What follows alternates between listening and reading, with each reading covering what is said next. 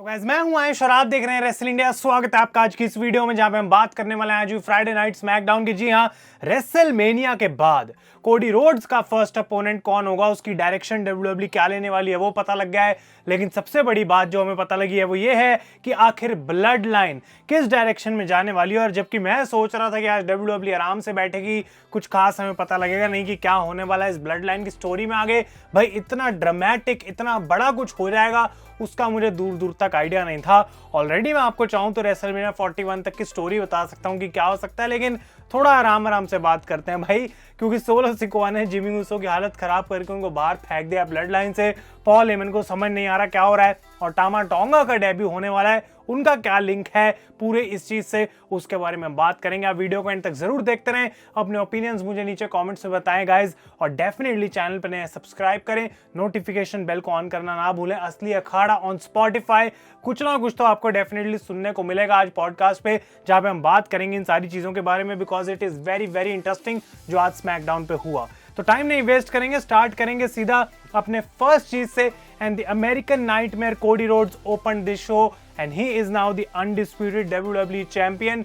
Universal championship नाम जो है वो हटा दिया गया है। और वो रॉक की रेफरेंस में यहाँ पे बात करते हैं कि किस तरीके से जब मंडे नाइट को रॉक आया, वो कहते हैं डिट्रॉइट जहां पे आज रॉ हो रही थी, वहां के एक लोकल बंदे की मैं फ्रेज को उठा के बोलूंगा, who told you it was open mic night bitch. और ये और किसी का फ्रेज नहीं बल्कि ब्रांडी रोड्स का फ्रेज है। और यहाँ पे वो बात करते हैं किस तरीके से रॉक ने क्लियर कर दिया है कि विल स्टिल कम आफ्टर कोडी रोड्स, लेकिन कोडी कहते हैं कि अभी रॉक जो है वो मेरे रेयर व्यू में है। पॉइंट है अभी नेक्स्ट क्या है, मैं नेक्स्ट मंथ मई में बैकलैश के लिए फ्रांस जाऊंगा उस प्लेन में बैठ के, और वहां पे मेरे से कोई मेरे टाइटल के लिए लड़ने वाला है। और वो कैसे डिसाइड होगा, आज स्मैकडाउन में 2 ट्रिपल थ्रेट मैचेस करे जाएंगे। एक होगा LA Knight, Santos Escobar, Bobby Lashley, और दूसरा AJ Styles, Rey Mysterio and Kevin Owens. इन दोनों का विनर नेक्स्ट वीक एक मैच में लड़ेगा, and that guy will face Cody Rhodes at Backlash for the WWE championship. और इसके बाद कोडी ने दोबारा क्लियर कर दिया कि he went from undesirable to undeniable and now the undisputed WWE champion. तो काफी सिंपल प्रोमो था यहाँ पे कोडी रोड्स की तरफ से, कुछ बहुत ज्यादा खास था नहीं। धीरे धीरे अब उनकी चैंपियनशिप रेन को स्टार्ट करा जा रहा है। इसके बाद बैक स्टेज होती है ब्लड लाइन, और ऐसा लगता है वो अपने लॉकर रूम में जा रहे हैं, तो सोलो, जिमी और पॉल हेमन। लेकिन इस लॉकर रूम के बाहर अब अमेरिकन नाइटमेयर का लोगो लग चुका है। इसका मतलब ये है कि अमेरिकन नाइटमेयर कोडी रोड्स को वो लॉकर रूम मिल चुका है। और पॉल हेमन यहाँ पे कहते हैं कि देखो भाई, विनिंग एंड लूजिंग मैटर्स, और जब तुम हारते हो या जीतते हो कॉन्सिक्वेंसेज आते हैं उसके साथ। And by the orders of tribal chief अब रोमन रेंस चाहते हैं कि दोबारा अनडिस्प्यूटेड चैंपियनशिप को वापस आना चाहिए ब्लड लाइन में। अगर ये लॉकर रूम हमें दोबारा चाहिए, हमें वो ओन करना पड़ेगा, उसके लिए हमें अकाउंटेबल होना पड़ेगा। तो इनकी पूरी सेगमेंट देखने को मिली रिंग में, उसके बारे में बात करेंगे। लेकिन इसके बाद ये पहला triple threat number 1 contenders match देखने को मिला between LA Knight, Santos Escobar and Bobby Lashley. एक डिसेंट मैच था ये, लेकिन बीच में obviously Street Profits, Legado del Fantasma, B Fab, Electra, इन सब की हमें ये इंटरफेरेंसेस देखने को मिल रही थी। ये लड़ रहे थे, ब्रॉल कर रहे थे रिंग में, लेकिन एट द एंड मौका मिलता है एले नाइट को, बिकॉज बॉबी लैशली अपना स्पीयर मिस करते हैं सैंटोस एस्कोबार पे। LA Knight hits the BFT, pin Santos Escobar, और वो नेक्स्ट वीक अपने मैच में जगह बना चुके हैं। इसके बाद आते हैं रिंग में फाइनली सोलो सिकोआ के साथ जिमी ऊसो और पॉल हेमन। और सोलो की एंट्रेंस आज अलग लग रही थी, बिल्कुल उनको स्पॉटलाइट दी गई, उनको अच्छे से दिखाया गया कि ये कोई बड़ा बंदा आ रहा है। कुछ तो मुझे लग रहा था कि यहाँ पे पकने वाला है। लेकिन आते हैं रिंग में पॉल हेमन और कहते हैं by the orders of the tribal chief Roman Reigns, blood line को अपनी अकाउंटेबिलिटी एक्सेप्ट करनी पड़ेगी। वो कहते हैं कि कोडी रोड्स ने जो है रेसलमेनिया 40 में स्क्रिप्ट को फ्लिप कर दिया। वो कहते हैं ना तो हम अंडरटेकर को, ना जॉन सीना को, नॉट इवन जे ऊसो, किसी को ब्लेम नहीं करने वाले। लास्ट ईयर रेसलमेनिया 39 में कोडी रोड्स की गलती थी कि उन्होंने सोलो के लिए प्रिपेयर नहीं करा था, और रोमन ने उस टाइटल को रिटेन कर लिया था। लेकिन रेसलमेनिया 40 में एक बंदे ने वो चीज करी जो उसने कहा था कि मैं करूंगा। He was true to his words and that was Seth Rollins, क्योंकि उसने बोला था कि मैं कोडी रोड्स के लिए शील्ड बनने के लिए तैयार हूं। और पॉल हेमन बात करते हैं कि कैसे जब वो मोमेंट थी रिंग में, रोमन रेंस को जब मौका मिला 10 साल बाद सेथ रॉलिंस से वो शील्ड की डिसरप्शन का रिवेंज लेने का, तो रोमन रेंस डिस्ट्रैक्ट हो गए, और जबकि वो कोडी रोड्स पर आराम से चेयर शॉट मार सकते थे, उन्होंने सेथ रॉलिंस के ऊपर चेयर शॉट मारा, and Cody Rhodes took advantage and Cody Rhodes became the new undisputed champion. तो पॉल हेमन आगे अपना प्रोमो कंटिन्यू कर रहे थे, लेकिन सोलो सिकोआ आके बिल्कुल पास में खड़े हो जाते हैं पॉल हेमन के, और वो पूछते हैं पॉल हेमन से कि winning and losing matters right. Paul Heyman कहते हैं बिल्कुल हाँ, मैंने अभी ऐसा बोला था। वो कहते हैं कॉन्सिक्वेंसेज नीडेड चेंज राइट, बिल्कुल पॉल हेमन कहते हैं। और चेंज से यहाँ पे सोलो सिकोआ बोल रहे थे कि भाई जिमी ऊसो को हम चेंज करेंगे। और बेसिकली उन्होंने कुछ बोला नहीं, पूरे उनके एक्सप्रेशंस और उनकी लुक ये चीज दिखा रही थी। जिमी कहते हैं मेरी गलती है, ये सब पहले तुम मुझे ब्लेम करोगे। लेकिन सोलो सिकोआ गले मिल जाते हैं यहाँ पे जिमी ऊसो से और कहते हैं आई लव यू। और जैसे ही वो वहां से गले मिल के हटते हैं, पीछे से कोई अटैक कर देता है जिमी ऊसो को और पता लगता है कि ये और कोई नहीं बल्कि टामा टोंगा है। अब आप लोग इससे पहले जाके बताएं या पूछें कि कौन है Tama Tonga. He is from New Japan Pro Wrestling, the Rock के अंकल हाकू के सन है टामा टोंगा। तो एग्जैक्टली वो समोअन नहीं है, they are not really related blood, लेकिन तब भी they are very close in real life, family हम उनको मान सकते हैं। तो Tama Tonga is basically Solo Sikoa का कजन, और यहाँ पे आके उन्होंने बुरे तरीके से डिस्ट्रॉय कर दिया जिमी ऊसो को।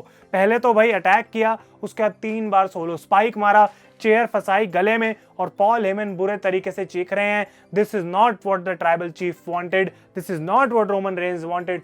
बट सोलो सिकोआ को फर्क नहीं पड़ा, उन्होंने डिस्ट्रॉय कर दिया यहाँ पे आज जिमी ऊसो को। अनबिलीवेबल। और यहाँ पे सोलो सिकोआ ने डरा भी दिया बुरे तरीके से पॉल हेमन को। और जब एक्नॉलेज मी का साइन वो कर रहे थे, वो पॉल हेमन को खींच के लेके आते हैं। पॉल हेमन अपना एक्नॉलेज मी का साइन करते करते फोन में बोलते हैं कॉल रोमन रेंज, लेकिन फेंकते हैं सोलो इस फोन को नीचे, पैर से इस फोन को तोड़ देते हैं और पॉल हेमन को अलाउ भी नहीं करते हैं to actually call Roman Reigns. Oh my god, because ये बंदा जिसने रोमन रेंज ने जो लेके आया उसको, जिसने पाला पोसा बड़ा किया, ब्लड लाइन में सब कुछ मौका दिया, हर चीज में उसका जो है वो फायदा किया, वो ही क्या अब रोमन रेंज के अगेंस्ट जा रहा है। बहुत सारी चीजें हैं जिसको हम डिटेल में डिस्कस कर सकते हैं, उस पर डेफिनेटली हम पॉडकास्ट लेके आएंगे, वीडियोस लेके आएंगे। लेकिन ये हुआ आज इस सेगमेंट में। इसके बाद एक और बैक स्टेज सेगमेंट देखने को मिली जहां पॉल हेमन पीछे होते हैं, वो अपना अपडेट देने आए थे जिमी के ऊपर, और वो बताते हैं कैसे जिमी बिल्कुल भी ठीक नहीं है। टामा टोंगा वापस आ जाते हैं वहां पे और कहते हैं पॉल हेमन को by the orders of the tribal chief. और पॉल हेमन कहते हैं कंफ्यूज होके कि क्या भाई क्या कहना चाहते हो, और फिर सोलो सिकोआ आके अपना सोलो स्पाइक दिखाते हैं और वहां से चले जाते हैं। तो क्या इसका मतलब ये है that Solo Sikoa wants to become the new tribal chief? आपको और भी बड़ा क्वेश्चन मार्क दे देता हूं, क्या ये सब कुछ actually the final boss the rock का काम है? क्या वो अपनी नई ब्लड लाइन फॉर्म कर रहे हैं? इससे ज्यादा कुछ नहीं बोलूंगा, आप लोग अपने ओपिनियंस बताएं मुझे नीचे कमेंट्स में। इसके बाद ब्रॉन ब्रेकर का मैच हुआ कैमरन ग्राइम्स के साथ, उनको बिल्कुल डिस्ट्रक्शन की तरह शोकेस करा जा रहा है और वो इजीली इस मैच को जीत जाते हैं। इसके बाद रिंग में आती है द न्यू वुमेन्स चैंपियन बेली, और वो बोलते हैं कि कैसे अब मैं एक नई एरा की चैंपियन बन चुकी हूँ, जो सारा लॉकर रूम है वो काफी बेस्ट हो चुका है जो अभी तक हमने वुमेन्स के फॉर्म में देखा है। और डेफिनेटली वो फैंस को थैंक यू करती हैं जिन्होंने 11 साल से उनका साथ दे के रखा है और इस मोमेंट तक आने के लिए वेट करा है, and they never gave up. और उनको पता था कि बेली एक पॉइंट पे यहाँ तक पहुंचेंगी। तो टिफनी स्ट्रैटन आ जाती हैं बाहर कन्फ्रंट करने यहाँ पे बेली को, और वो कहते हैं बेली मैं तुम्हारा ओपन चैलेंज जो है वो एक्सेप्ट करती हूँ। बेली कहते हैं मैंने कौन सा कोई ओपन चैलेंज दिया है यहाँ पे? वो कहती है मेरे दिमाग में तो ऑलरेडी एक नाम था नयोमी का जिसको मैं मौका देना चाहती हूँ।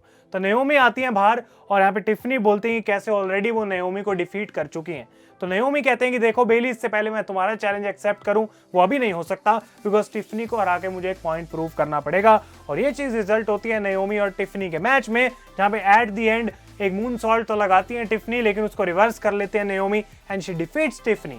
तो नेक्स्ट वीक अब टिफनी नहीं बल्कि नयोमी वर्सेस बेली होने वाला है फॉर द विमेंस चैंपियनशिप। लेकिन मे बी डब्ल्यूडब्ल्यूई ने आइडिया दे दिया है कि टिफनी इन द लाइन है in the future to have that shot towards the title.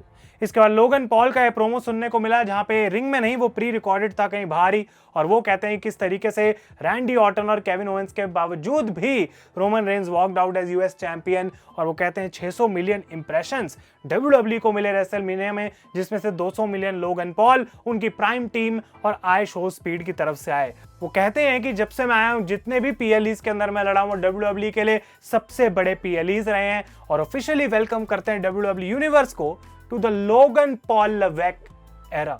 तो ये बहुत कूल लगा मुझे, लोगन पॉल लेवेक जिस तरीके से उन्होंने जोड़ा, मस्त लगा। Logan Paul is great, let's see कि आगे उनकी रेन कैसे कंटिन्यू होती है। इसके बाद विमेंस टैग टीम मैच देखने को मिला, Jade Cargill and Bianca Belair against Chelsea Green and Piper Niven भाई क्या ही बोलूं मैं, यहाँ पे जेडन लगा फाइनल फिनिशर खत्म, जेड कारगिल बियांका जीत गई हैं। और फाइनली शो का main event, triple threat between AJ, Rey Mysterio and Kevin. भाई मस्त लगा मुझे ये मैच, अनबिलीवेबल मैच था। बहुत सारे इसके अंदर रिवर्सल्स थे, एप्रन पे स्टनर लग रहा है, मिड एयर में स्टाइल्स क्लैश लगाने की कोशिश करी जा रही है पर वो दोबारा रिवर्स हो गई है। लेकिन जब ऐसा लगता है इस मैच में कि रे मिस्टीरियो स्टनर खाने के बाद भी एजे स्टाइल्स को रोक लेंगे, ऐसा नहीं होता, because he was hit by styles clash from the middle rope, I think या टॉप रोप, और उस तरीके से यहाँ पे जो है एजे स्टाइल्स जीत जाते हैं। मैच के बाद एलए नाइट वहां पे आते हैं और कन्फ्रंट करते हैं एजे को, और वो दोबारा उनको बोलते हैं कि मैं तुझे एक बार फिर से नेक्स्ट वीक हरा दूंगा and I will go on to fight Cody Rhodes. लेकिन जिस हिसाब से मुझे लग रहा है, आई थिंक एजे उस मैच को जीतेंगे और फर्स्ट अपोनेंट कोडी रोड्स के जो रहने वाले हैं बैकलैश में, वो होंगे phenomenal AJ Styles, and this is much due. बहुत टाइम से हम बोल रहे हैं कि एजे को कुछ दो, कुछ बढ़िया करना चाहिए, कुछ होना चाहिए, और जो हिस्ट्री है कोडी और एजे के बीच में फ्रॉम बुलेट क्लब, डेफिनेटली वो एक रोल प्ले करेगी उस मैच में। तो मैं बहुत इंटरेस्टेड हूं उसको देखने के लिए एट बैकलैश। अपने ओपिनियंस बताएं नीचे कमेंट्स में। ये ब्लड लाइन वाला सीन तो बहुत ही बड़ा है और बहुत सारी चीजें यहाँ पे डब्ल्यूडब्ल्यूई कर सकती है गाइस, तो आपके क्या थॉट्स हैं, डेफिनेटली लेट मी नो। अगर वीडियो पसंद आई तो इसे लाइक करें। तब तक के लिए thank you so much for watching. मैं हूं आयुष और आप देख रहे हैं रेसल इंडिया।